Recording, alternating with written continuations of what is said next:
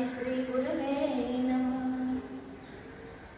अचिंत्य चिंतामणि कल्पशाखिने विशुद्ध सद्ब्रह्म समाधिशालिने दयानवायार्थिकदायिने सदा नमो नमः श्री गुरुनेमि सूरये नमो नमः श्री गुरुनेमि सूरये नमो नमः श्री गुरुनेमि सूरये।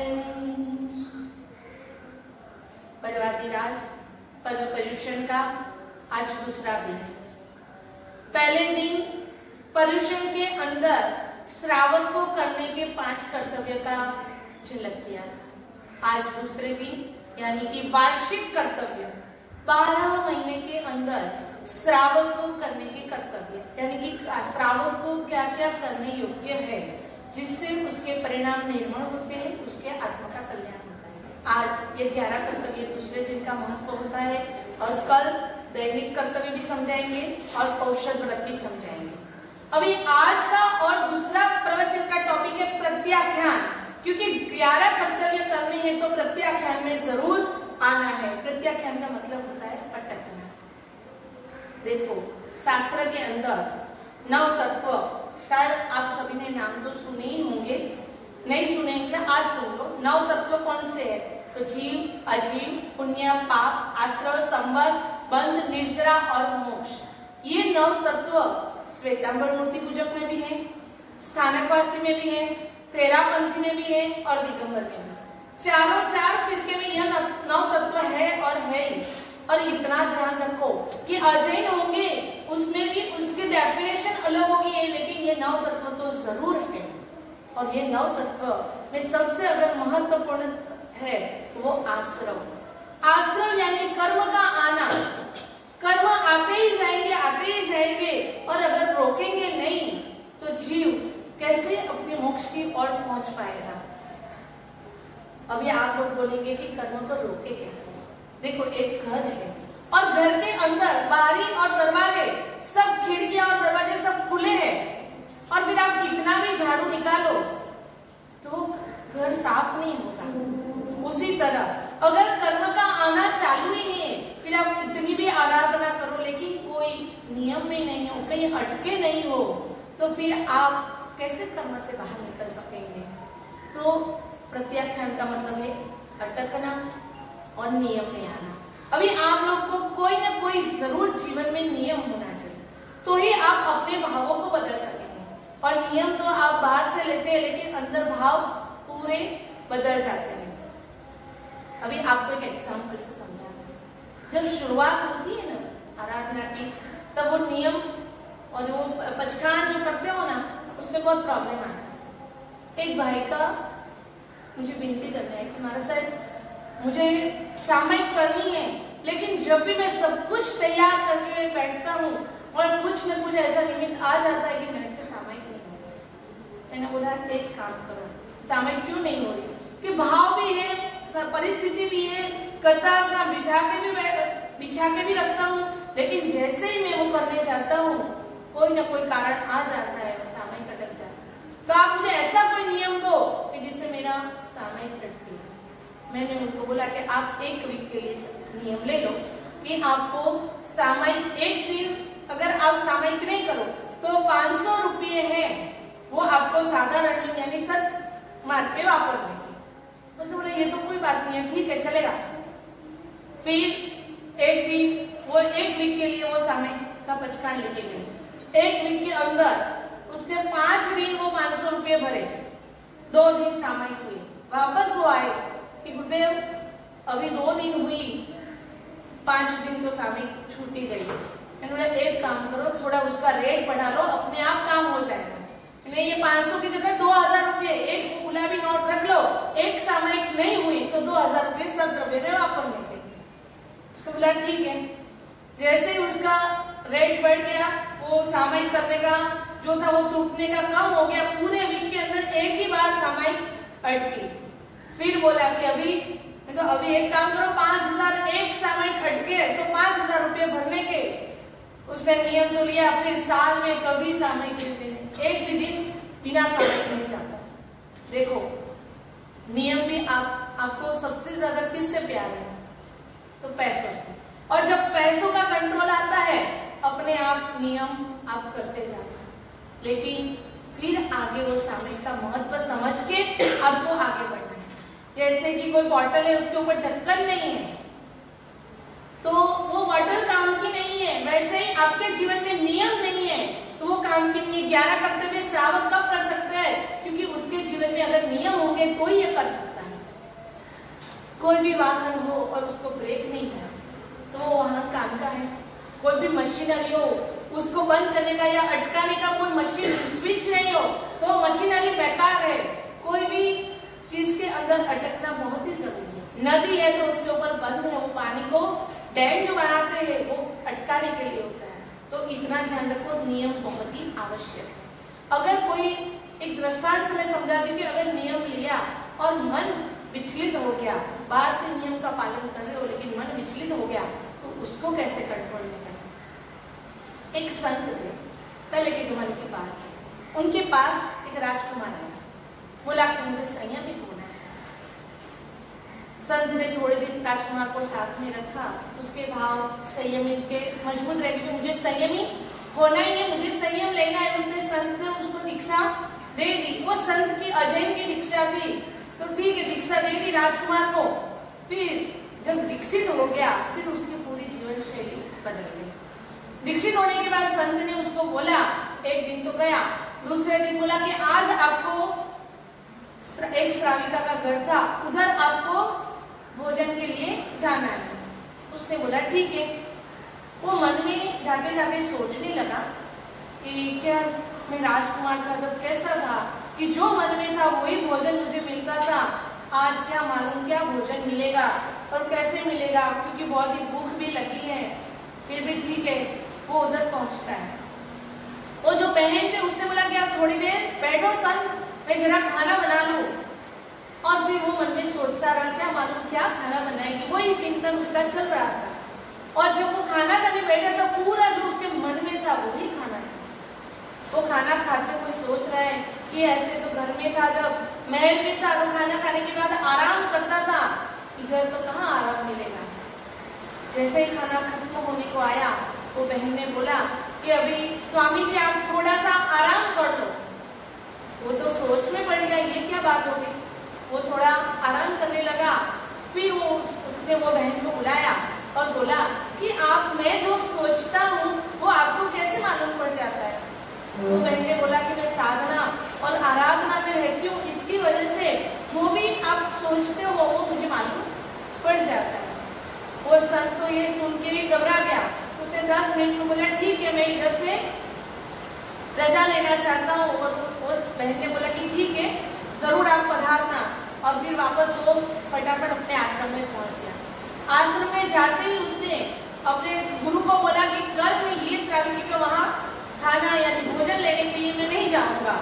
तो गुरु ने बोला कि क्यों? तो बोले कि मैं जो भी सोचता हूँ उनको मालूम पड़ जाता है और मैंने तो क्या क्या सोचा है उनके अंदर, उनके प्रति क्या क्या भाव आए होंगे और मैं ये नहीं चाहता कि मैं उधर जाऊँ। तब उनके गुरु ने बोला कि आपको कल भी उधर ही जाना है। अभी वो जो राजकुमार था वो अलर्ट हो गया, भावों के प्रति अलर्ट हो गया कि नहीं अभी मुझे वो मलिन भाव नहीं करने, क्योंकि सामने वाले इंसान को समझ में आ रहा है। वो जैसे ही अपने आश्रम में से निकला पूरे भावों का कंट्रोल करते हुए, एक भी मन में विकार भाव नहीं है, सम्यक भाव रख के भोजन किया, आराम किया और वापस आ गया। फिर संत को बोला कि आज मुझे कोई दिक्कत नहीं हुई, आज मैं बरोबर से आराम से सब मेरे भावों को भी संभाल सका। तो यहाँ तो ये घटना थी, इससे यही समझना है कि कोई देख रहा है तो आपके अंदर जागृति आती है। शास्त्र के अंदर पता है उपयोग व धर्म, यानी जितने जागृत हो वो धर्म है। यानी नियम लिया तो नियम के प्रति जागरूक होना चाहिए। कोई नहीं देख रहा है और नियम आपने तोड़ दिया तो वो नहीं चलेगा। नियम से आप बंधेंगे और अपने सिर्फ नियम बाहर से नहीं बनना है, अंदर के भावों से भी वो नियम में आना है कि भाई मुझे पचकान में रहना है। क्योंकि जैसे ही पचकान आता है तो उसका भविष्य अच्छा बनता है, उन्नति की ओर जाते हैं, धर्म का अंश आता है। जो छोटे से भी नियम में होता है तो उसके जीवन में धर्म का अंश आता है और असंयम से संयम की ओर जाता है। आप लोग यही समझते होंगे संयम यानी दीक्षा, ऐसी बात नहीं। संयम यानी नियम में आता है। कुछ ना कोई असंयमित होता है, कुछ भी खाता पीता है, लेकिन जैसे ही संयमित हो जाए, कुछ भी नियम में आएगा, अपने आप उसकी सोच बरोबर हो जाएगी, नहीं मुझे ये खाना है और यह नहीं खाना है। जब तक यह समझ आती जाएगी, अपने आप उसके जीवन में परिवर्तन आता जाएगा और धर्म का आविष्कार होगा। तो इतना ध्यान रखो कि नियम के लिए शास्त्र के अंदर बाह्य तप और अभ्यंतर तप बताए हैं और यही तप में आप जितने जुड़ सको, देखो अठम का तप कर सकते हो तो वो तप करो और जितने भी शास्त्र में बताए उसमें से आपको जो अच्छा लगे वो तप करके नियम में आओ और अपने आत्मा का कल्याण करो। यही शुभ मंत्र भावना।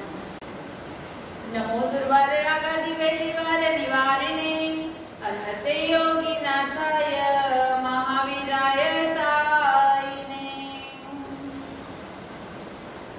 आज पर्व पर्युषण का दूसरा दिन है और सभी आराधकों के मन में एक ही है कि कैसे मेरे दिन आराधनामय जाए, कैसे श्रद्धामय जाए, तपमय जाए, व्रतमय जाए, कैसे करके मैं अपना पूरा सारा दिन धर्ममय बिताऊं।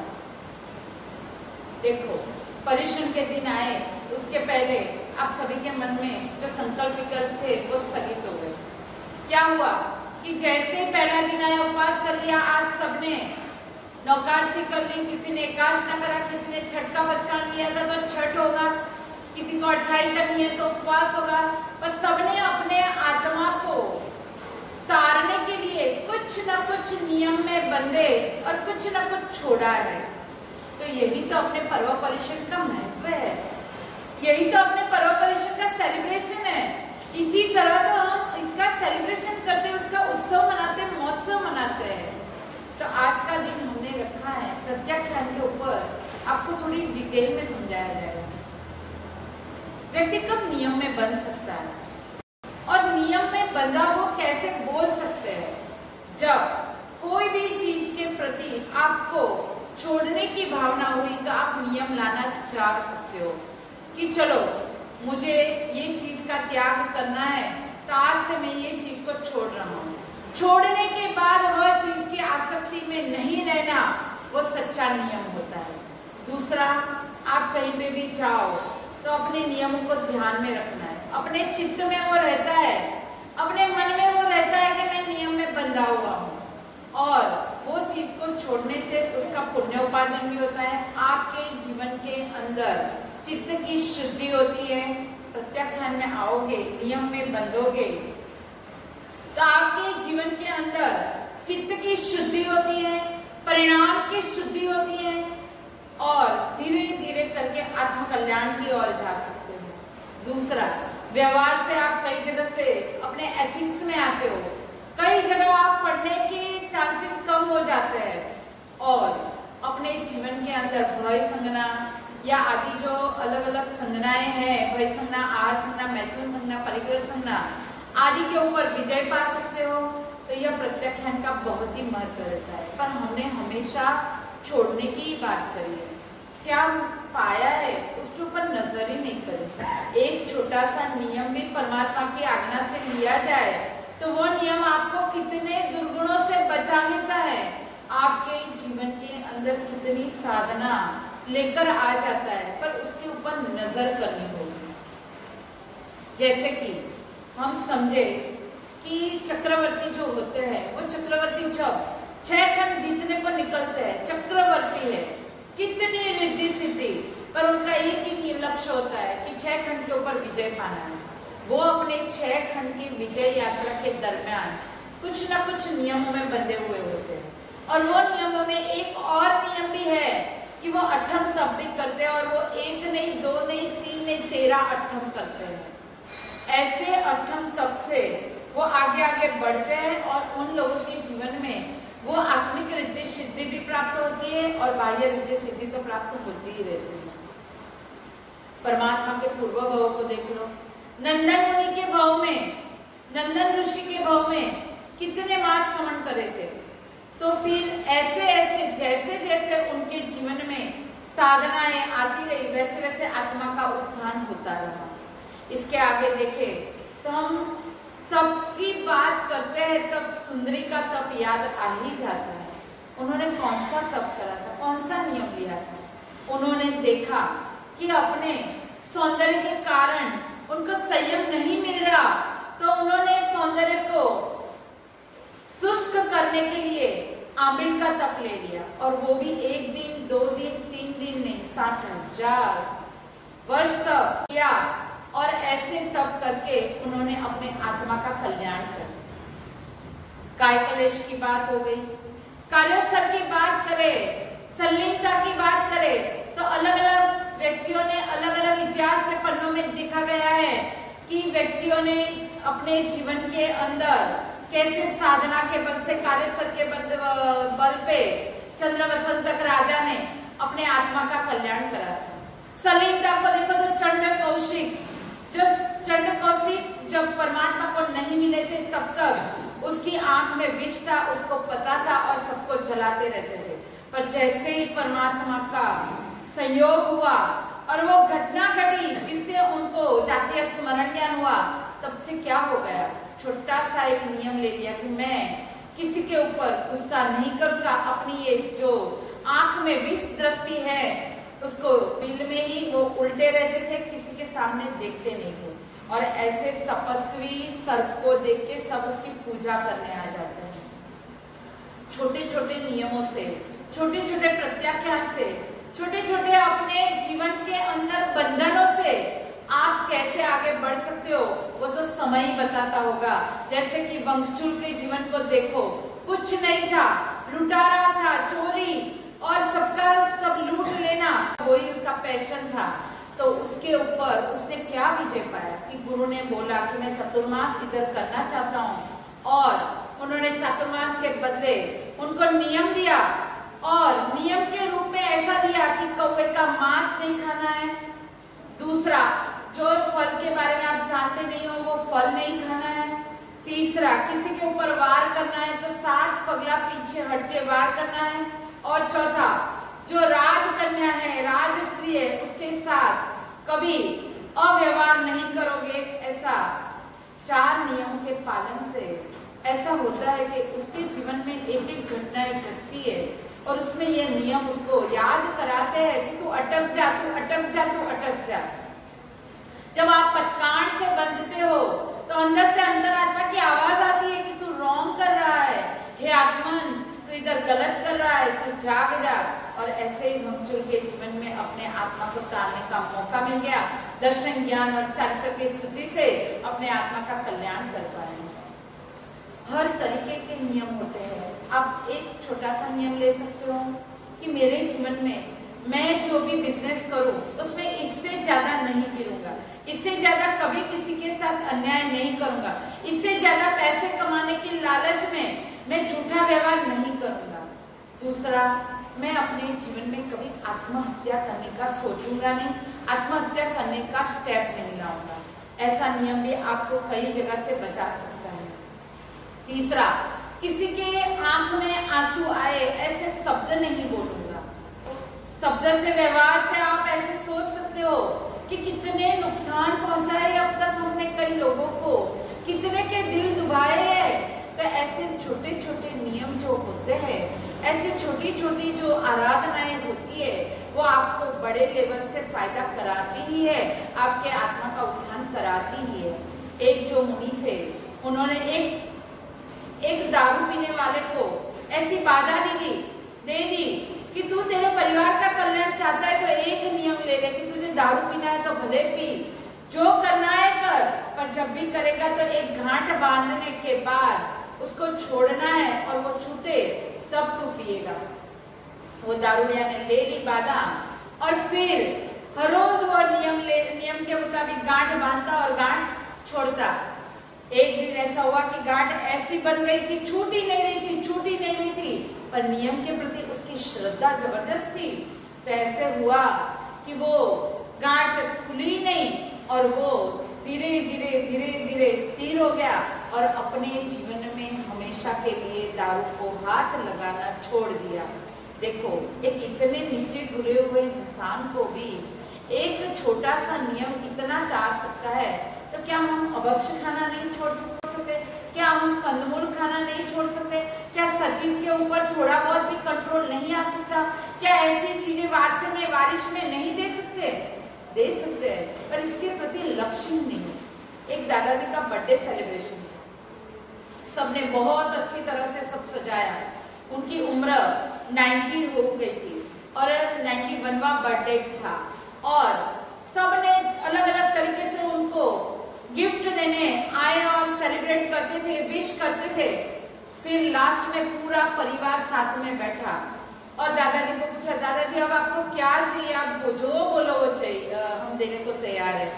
दादाजी ने एक ही बात बताई, मुझे और कुछ नहीं चाहिए, बस मैं आप सभी के जीवन में आप जो लेवल पे हो वहां पे एक नियम देना चाहता हूँ और वो नियम है कि मैंने जो संस्कार एक पीढ़ी तक चलाए थे वो संस्कार का वारसा आप और एक पीढ़ी तक चलाओगे। बस इतना कर दो तो अपने आप कल्याण हो जाएगा। पर आप सभी के जीवन में क्या है कि कैसे नियम को तोड़ना। पहले के जमाने में ऐसे करते थे, हम तो ऐसा करेंगे। पहले के जमाने में डिस्को पार्टी क्लब में नहीं जाया करते थे, हम जाएंगे। अभी तो घर में डीजे पार्टी होने लगी है। इतना मत गिरो हे आत्मन। जैसे जैन के संस्कार है, जैसे हमारे परिवार के संस्कार है, उसको संभालना वो भी तेरा एक कर्तव्य है। आज का दिन कर्तव्य समझाने का है। तू संघ पूजा का कर्तव्य निभा लेगा, तू साधन में भक्ति का कर्तव्य निभा लेगा, तू अलग अलग कर्तव्य हर तरीके से निभाएगा। पर जो श्रुत ज्ञान की भक्ति के द्वारा जो ज्ञान लेने का कर्तव्य है और वो जो अनुभव ज्ञान से मिलता है, तुझे पता है कि तेरे घर में छूट देने से कितनी आपत्ति आई है, तो अभी नियम में बंध जा। ये पर्युषण पर्व आया है तो उसमें ऐसे नियम में लगा दे सबको कि और कुछ नहीं चाहिए, जो भी करना है करो, पर मेरा जो संस्कार का वारसा है वो एक पीढ़ी तो जरूर चलाना। इतना नियम अवश्य दे दो। अभी नियम मिले हैं ना तो उसकी वैल्यू करो। सर्वार्थ सिद्ध जो उत्कृष्ट है, उत्कृष्ट देवलोक बोलते हैं, ऐसे देवलोकों में 36,000 वर्ष 33 सागरपंप का आयुष्य होता है और 36,000 साल के बाद वो आहार ग्रहण करते हैं। और वो भी कितना आहार लेते हैं? अमृत के ओड़कार जैसा बर्फ आता है ना, वो अमृत का बर्फ, बस इतना ही आहार लेने का। और उसको भी तप नहीं माना गया। क्यों? क्योंकि वहां आचरण में तप है ही नहीं, उसका पुण्य उपार्जन होता ही नहीं है। और इधर सब कुछ फैसिलिटी मिली हुई है, इधर सब कुछ मिला हुआ है, तो वैल्यू नहीं है। हर रोज नवकाश का पचकान करो, हर रोज छोटे छोटे नियम में आओ कि 6 विगई में से 1 विगई त्याग करनी है। हर रोज एक बंधन में आओ कि आज इतने ही नियम का पालन करूंगा, आज इतनी जगह पे ही जाऊंगा, आज इतने ही द्रव्य ग्रहण करूंगा। ऐसे 14 नियम का जो श्रावकों का कर्तव्य बताया है, श्रावकों को हर रोज जो धार्मिक है वो नियमों में बंधना जरूरी। अच्छा, 14 नियम नहीं आते, हर रोज 14 नियम नहीं धारे तो एक एक नियम में बन जा, पर तू अपने पापों से वापस आ जा। जैसे जैसे साइंस भी कहता है, जो चीज का आप मना करते हो, अपने आत्मा को सजेशन देते हो, तो उसी टाइम वो चीज के नजदीक जाओगे, अंतरात्मा अपने आप पुकारेगा कि ये तुझे नहीं करना है, नहीं करना है, नहीं करना है। इसीलिए नियम में बंधना जरूरी है। जैसे जैसे आप प्रत्याख्यान में आओगे, पाप से अटकोगे, त्याग को करोगे, वैसे वैसे उत्तरोत्तर आपके जीवन का उत्थान करोगे, पुण्य उपार्जन करोगे, समय दर्शन की ओर जाओगे, अज्ञानता को तोड़ पाओगे, भय संगना को तोड़ पाओगे और अपने आत्मा को निर्मल, परिवार की प्रतिष्ठा को बढ़ा सकोगे, अपने सारे सराउंडिंग जो वातावरण है उसको भी शुद्ध कर पाओगे। तो आप अपने जीवन के अंदर यही सब कार्य करो और अपने आत्मा का उत्थान करो। यही शुभ मंगल भावना।